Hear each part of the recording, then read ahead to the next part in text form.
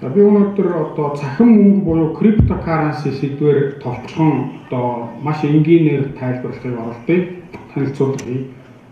Тэгэхээр та бүхэн одоо цахим мөнгө хэрэглэж байгаа хүмүүс нь гараа өргөнө. Цахим мөнгө одоо хэрэглэж хизээ нэгэн өмнө нь хэрэглэж ийсэн одоо хэрэглэдэг улсууд байна. За тэгэхээр бид нар бүгдээрээ одоо цагт бол цахим мөнгө хэрэглэж байгаа. Яагаад гэвэл дэлхийн хэмжээнд эргэлтэнд байгаа нийт мөнгөний зөвхөн 8% л одоо бид цаасан юм уу зоосон мөнгөний хэлбэртэй байгаа. 90% нь 92% нь бол цахим хэлбэрт шилжчихсэн байна. Энэ нь юу вэ гэхээр төв банк, харилцааны банкуд, төлбөрийн картын компаниудын одоо бүх мөнгөний эргэлт бол цахим хэлбэрээр явж байгаа шүү дээ. Өөрөөр хэлбэл одоо энэ Монгол төвөргөн дээр байгаа сэрийн дугаараа гэдээ аваад үзье те. Одоо аль ч орны улсын мөнгөнд тэмдэгт дээр байдаг сэрийн дугаар бол бас л энэ мөнгөнд тэмдэгтийг илэрхийлж байгаа онцгой unique код байдаг. Энэ бол давтагдчихгүй. Бидний хэрэглэж байгаа бүх мөнгөнд тэмдэгтүүд бол fiat money буюу хийсвэр мөнгө. Өөрөө бол ямар нэг үнц нь байхгүй. Энэ мөнгийг хэвлсэн цаас юм уу дээрх зураг символуудыг үл ойшоогоод зөвхөн сэрийн дугаарыг авч үзэх юм бол Монгол төвөргнүүдийг ч гэсэн цахим мөнгө гэж ойлгож болно. За тэгэхээр цахим мөнгө болгон бол бас криптокаренси биш. Энэ хоёр хоорондоо ялгаатай. Криптокаренси болгон бол цахим мөнгө тийм. Цахим мөнгө болгон бас криптокаренси биш. Жишээлбэл зөвхөн сэрийн дугаараар нь аваад үзэх юм бол төгрөгийг цахим мөнгө гэж харж болох нь шүү дээ тийм. Гэтэл одоо Mobicom, Unitel энэ төргээд бас төлбөр тооцоонд хамаагүй юм байгууллагууд ч гэсэн одоо loyalty оноонууд гаргаж байна тийм. Candy, GG энэ төр. Энэ бол бас л төлбөрийн хэрэгсэл болцсон явж байгаа. Тэдэн GG-гээр одоо киноны билеттэй тэдэн хувь хөнгөрүүлээд аваарай гэдэг чинь төлбөрийн хэрэгслийг тодорхой хэмжээгээр орлуулж байна. Энэ бол digital money-гийн төлөөлөл. Гэхдээ энэ бол бас хараахан криптокаренси болж чадаагүй байгаа. Одоо бол криптокаренси дотроос хамгийн алдахтай нь бол та нар биткоиныг дуулсан байгаа. Биткоиныг дагаад маш олон төрлийн криптокаренси дэлхийн зах зээл дээр гарсан байна л да. Одоо 2016 он гэхэд энэ хамгийн шилдэг 10 криптокаренси гэдэг ингээд интернет дээр эднэрийг тайлбарласан юм мэдээлэл байх жишээтэй тийм. Dash, PreForum, PrimeCoin, Ripple энэ гэх маш олон төрлийн криптокаренси гарсан байна. За тэгэхээр криптокаренси гэдгийг биткоины жишээн дээр ингээд тайлбарлая. Криптокаренсигийн гол онцлог нь бол ямар нэгэн юм төвлөрсөн системээр дамждаггүй. Хамгийн гол эхний шалгуур чанар нь бол энэ төвлөрсөн бус ийм тархсан бүтцийг ашиглаж энэ өөрөө бий болсон энүүгээр амьдардаг ийм зүйл байгаа. Та нар мэдж байгаа виза картын төлбөр ч юм уу одоо Монгол төгрөг ч юм уу заавал төв банкар эсвэл арилжааны банкар эсвэл тэр виза ч юм уу MasterCard энэ байгууллагын төвөр заавал дамжиж энэ төлбөрийн хэрэгсэл болдог тийм. Гэтэл криптокаренси бол түрүү энэ дээлийн одоо төлөөлөгчийн танилцуулга дээр яг харуулсан байсан decentralized буюу төвлөрсөн бус дэд бүтцээр бие даасан одоо ийм зүйл болоод амьдарч идэг тийм. Тэгээ биткоин бол өөрөө төлбөрийн систем байгаа. Мөнгөн хэрэгсэл байгаа. Тэгээд нээлттэй платформ байгаа тийм. Энийг 2008 онд хэрвээ та нар түүхийн сонссон бол Сатоши Накамото гэж ийм өстой нууц ноёнтон зохиосон гэдэг ийм бараг домог болоод явж байгаа. Энэ Сатоши Накамото гэж хүн одоо болтол бодит хүн юм уу хийн гэдэг нь тодорхойгүй. Энэ би бол Сатоши Накамото гэж бас зарим улсууд өөрсдөө зарлалт сенсац тарьж исэн үйлдэл явдлууд болж исэн. Тэгээд 2008 онд энэ Сатоши Накамото гэдэг нэрэн доор peer to peer юм блог сайт дээр биткойны механизм ажиллах зарчмыг тайлбарласан энэ имэйл очсноор энэ бүтээгдэхүүн одоо төрсөн гэж хэлж болно те 2008 онд. За тэгээд 2008 онд энэ механизмыг тайлбарлаад одоо клауд дээр интернет дээр энэ софтвер open source програмштай юм чинь те. Тэр энийг бас хэрэглэдэг тодорхой хэсэг хүмүүс бий болоод гэхдээ 2010 он хүртэл ямар нэгэн гүйлгээ хийгдэг үе ирсэн гэж ярьдаг. Тэгээ 2010 онд хамгийн анхны гүйлгээ нь бол 10,000 биткойноор 2 зүсэм пицца худалдаж авсан байна тийм. Нэг IT-ийн мэрэгжилтэн юм шиг байна. Хэн нэг нь надад 2 зүсэм пицца авчирч өгөөч. Би 10,000 биткойн төлье гэсэн байна. Тэгээд нэг хэн нэг нь сайн санаатай хүн тэр 10,000 биткойныг аваад 2 ширхэг пицца авчирч өгсөн байна л да. Тэгээд энэ биткойны зах зээлийн үн бол та нар сонссон бол байнга хэлбэлцэж идэг. 2010 онд анхны гүйлгээ хийгдснээс хойш айжмаар энэ үн цэн өсөж жоод 2013 оны турш огцон өсөд 2013 оны эцгэхэд энэ 1 биткойн $1,000-оос дээш ханштай болсон. Тэгэхээр энэ өсрөнгүү одоо үнийн өсөлт бол голцоо нөгөө спекуляцийн үр дүн байсан л да. Тэгтэл тэр анх 10,000 биткойноор пицца зарсан хүн тэр мөнгөө хэрвээ хадгалж исэн бол 13 оны 12 сард бол тэр сая гаруй доллар болцсон байсан тийм. Гэхдээ энэ нөгөө спекуляц ханшийн өсөлтөөр тоглож исэн тоглолт байсан учраас энэ маань 14 оны турш бас энэ хөөс нь хагараад ханш нь унсан. Гэхдээ эргээд энэ биткойны ханш хэлбэлцэлтэй ч гэсэн одоо бол 1 биткойн 630-40 орчим долларын үнэтэй байгаа. Тэгэхээр энэ бол хангалттай үнэтэй ийм төлбөрийн хэрэгсэл байна. Тэгээд биткойны бас нэг онцлог нь бол энэ эргэлтэнд гарах хэмжээ нь бол хязгаартай. Нийтдээ 21 сая биткойн л одоо эргэлтэнд гарна. Энийг жил болгон эргэлтэнд гаргах арга нь бол тэр майнинг гэдэг процессор гардаг. Тэрийг одоо би тайлбарлана. Одоогийн байдлаар зах зээлд 16 сая орчим биткойн гарцсан байгаа эргэлтэнд. Тэгээд энийг одоо нэг нь $630-40 гэж үзэх юм бол 10 миллиард орчим долларын үн цэнтэй ийм биткойн зах зээл дээр эргэлдэж байна.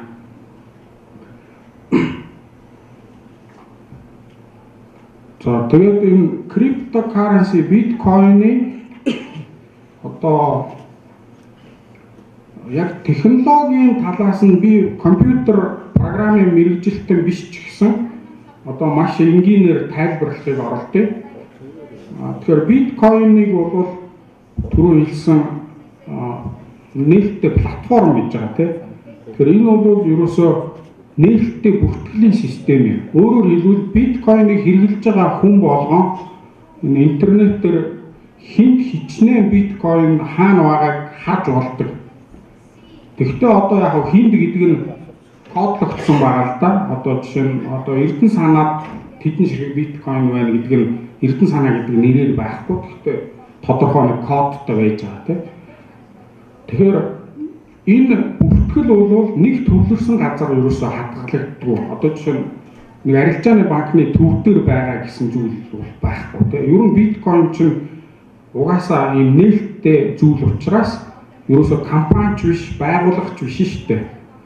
Bitcoin.org гэж нэг вебсайт байдаг. Гэхдээ энэ бол ямар нэгэн байгууллага биш.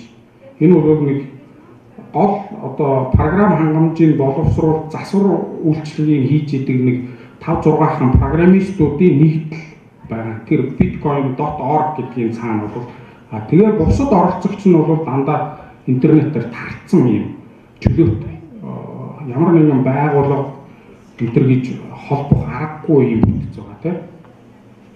За тэгээд блокчейн гэдэг технологиг бол энэ Сатоши Накамото гэдэг нэгээр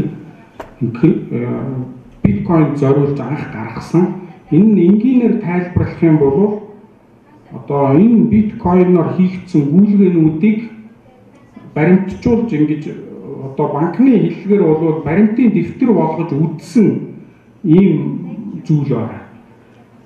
Энэ нь нэг ийм блокчейнийг үүсгэхийн тулд хэн ямар хичнээн тооны биткойн хаанаас авсан эсвэл хэн лүү шилжүүлсэн гэдэг энэ гүйлгээний мэдээллийг private болон public key гэж энэ нууцлалын криптографийн технологиг ашиглаад ийм багц болгож үдэж байгаа. Үдэх энэ үйл явдлыг бол блокчейн үүсгэх гэж нэрлэдэг.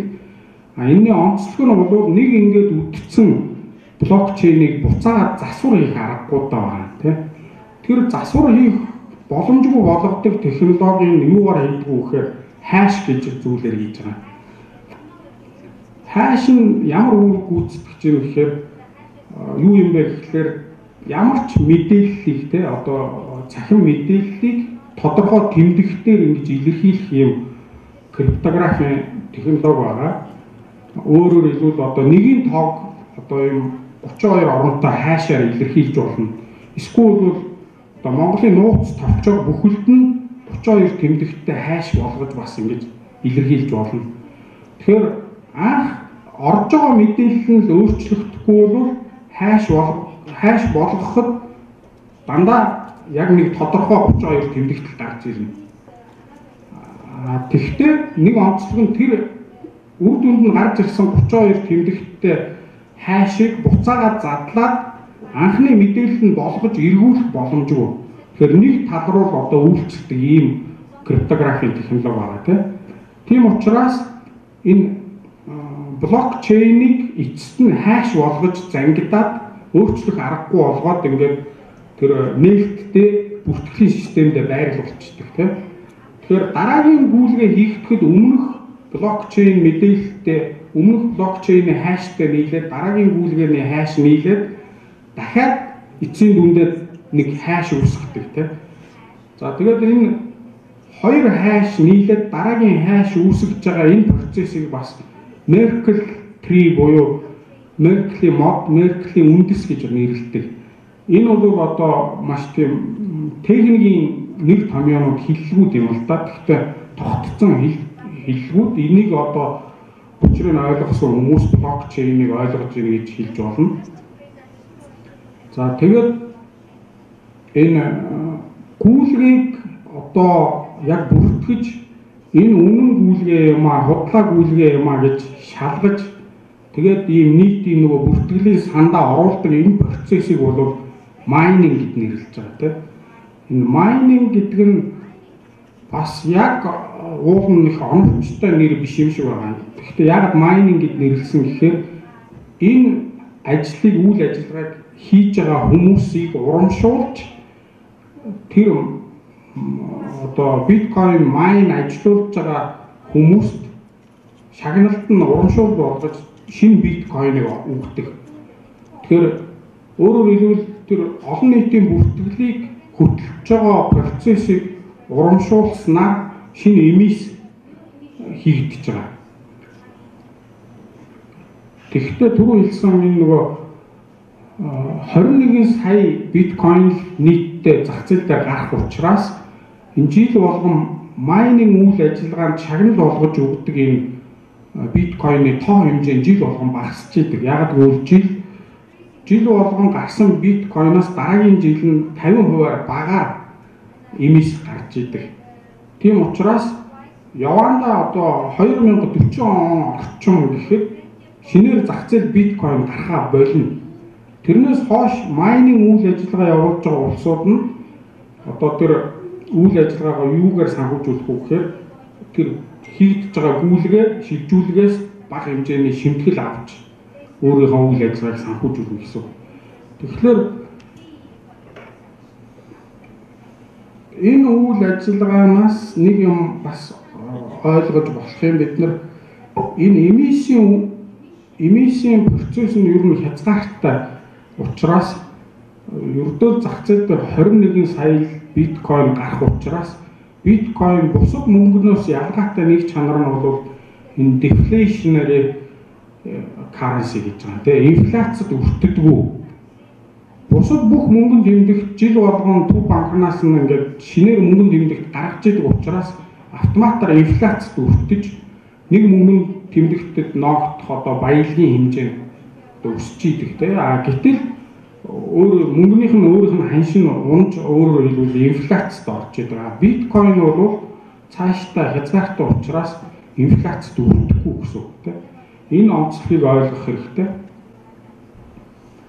За тэгээд энэ эмиссийн үйл явдлыг анх бол бас сонирхуулахад энэ чинь зах зээл дээр цоо шинээр гарсан юмыг хүмүүс тарах хэрэгтэй тийм. Анх бол үнгүү тарааж ирсэн байна.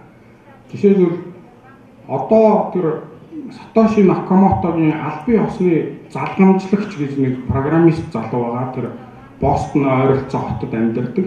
Тэр залуу анх энэ биткойн одоо гайхамшигтай бүтээгдэхүүн мөн байна гэж энийг шүтэн бишрэгч нь болоод тэгээд өөрөө ч гэсэн нэлээх биткойн хөрөнгөлүүлээд биткойны одоо цорог буюу биткойн фосфат гэдэг ийм вебсайт ажиллуулж ирсэн байна. Тэгээд биткойны талаар мэдээлэл өгдөг. Биткойныг сонирхсан хүн тэр вебсайт руу зөвхөн орсныхын төлөө 5 биткойн өгдөг байсан байна. Харамсалтай тэр вебсайт одоо 2010 оноос 12 он хүртэл ажиллаад хаагдсан. Тарах биткойных нь хэмжээ дууссан юм шиг байна. Тэгэхээр 5 биткойн өнөөдрийн ханшаар бол 6600 орчим долларын үнэтэй тийм. Оргил цагтаа бол тэр чинь 5000 гаруй доллар хүмүүс 5000 болох тийм одоо хэмжээний баялагын хүмүүст өнгөө тарааж ирсэн биш. Зөвхөн вебсайтыг орж сонирхсны төлөө тийм. Тэр ийм сонир фактууд одоо бараг үлгэр домог шиг юм болж байгаа ийм фактууд биткойны эргэн тойрон маш их байдаг. За тэгээд одоо энэ биткойн буюу криптокаренси банкны салбартаа одоо хэрхэн зохицож ирээдүйд нэг нэгэндээ хэрхэн нөлөөлөх юм бэ гэдэг асуудал та бидний хамгийн сонин. За энд хариулахын тулд юуны өмнө банкны систем криптокаренси хоёрын гол ялгааг нь бид нэр ойлгож харах хэрэгтэй. Банк бол ерөөсөө төвлөрсөн систем тийм. Бүх мэдээлэл заавал банкны тэр одоо төвөөр дамжиж ийж үйл ажиллагаа явдаг. Өөрөөр хэлбэл энийг хэрэгжүүлэхийн тулд банк болгоо өөрийн юм IT систем програм хангамж ажилуулдаг тийм. Тэр нь хидэн системээс бүрдэн та нар мэдж байгаа core banking систем тэгээд янз бүрийн аппликейшн одоо үйлчлэгэнд зориулсан тусгаалсан програмууд тийм. Тэгээд тэр болгоно нь хоорондоо мэдээлэлээ солилцож тогтмол юм тодорхой хугацааны дараа ч үгүй юм уу шууд юм синхронизашн хийгдэж авах хэрэгтэй байдаг тийм. Гэтэл энэ криптокаренси бол анханасаа юм нээлттэй shared платформ учраас бүх мэдээлэл зэрэг шинжлэгдэж идэг. Төвлөрсөн сервер ч юм уу, төвлөрсөн програм хангамж гэж юм байхгүй тийм. Тэгээ үйлдэл бүрийг одоо тодорхой цагийн бүртгэлтэйгээр ингээд бүх сүлжээнийхээ хэмжээнд цацаад бүх бүртгэлийг нэг удаа шинжилээд явуулдаг учраас энэ нь тэрүүгээр банкны системээс ялгаатай. За тэгээд түрүүн би хэлсэн энэ цахим мөнгөний цаад эзний нууж болдог учраас яг нэг юм ойлгох хэрэгтэй. Биткойн бол ерөөсөө хинний хэрэгжилж байгаа мөнгө гэж мэдэх аргагүй зүйл бол биш. Энэ бол бүрэн анонимоос бол биш те. Гэхдээ нууцж болдог. Тийм учраас энийг нөгөө хууль бус арилжаанд маш их хэрэгжилсэн тохиолдлууд гарч ирсэн л та. Та нар сонссон баг Silk Road Marketplace гэж юм одоо хууль бус 2013 онд байна да холбооны мөрдөх төвчөө FBI гэрийг одоо хүчээр хаасан юм вебсайт байсан. Тэгээ худалдаа тэнцээ маш их хэмжээний зэр зэвсэг одоо хар тамхи, хууль бус одоо химийн бодисууд, тесрэх дэлбэрэх бодис, одоо насанд хүрээлгүүчүүдийн порнографи энэ иймийг зараг арилжаад борлуулдаг ийм Silk Road гэж ийм вебсайт ажиллаж исэн. Тэрийг ажилуулж исэн хүнийг олоод холбооны мөрдөх товчоо баривчилж энэ сайтыг хаасан. Тэрний дараа Black Market Revived билүүдэд дахиад нэг бас юм төстэй хууль бус худалдааны зах нэгдэж исэн. Тэгэхээр өөрөөр хэлбэл энэ криптокаренсиг ашиглаад хууль бус арилжаа 8 явахд боломжтой нэг юм дутагдaltaй гэх юм онцлог чанар байдаг. Тийм учраас зарим оронд энийг албан ёсоор одоо хууль бус мөнгө гэж зарласан байгаа. Жишээлбэл манай урд хурш Хятад болон Таиланд, Азийн зарим орнуудад энэ хууль бус энэгээр ямар нэгэн арилжаа гүйлгэх юм бол хуулийн хариуцлага хүлээн. А зарим оронд бол Германд жишээ нь энэ албан ёсны мөнгө муу юм а гэдгийг ингээд зарлцсан байгаа тийм хүлээн зөвшөөрөд. Энэ бол хувь хүний төлбөрийн хэрэгсэл муу юм а гэдгийг Германд жишээ хамгийн түрүүнд албан ёсоор зөвшөөрсөн байт юм.